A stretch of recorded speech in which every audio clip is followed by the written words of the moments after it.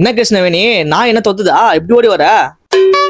அட அது இல்லைங்க, பக்கத்து வீட்டு சுரேஷ் பாத்தீங்களா, கார் வாங்கியிருக்காருங்க, புது காரம்.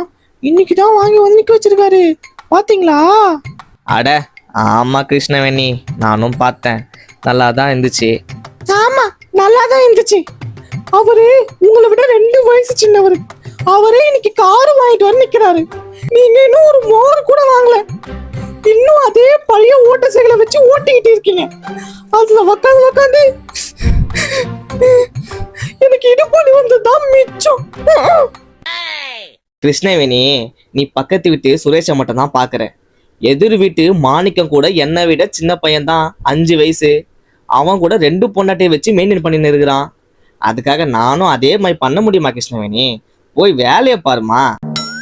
நீங்க கெட்ட கேடுக்கு இந்த ஒரு ஆசை இருக்கா? உங்களை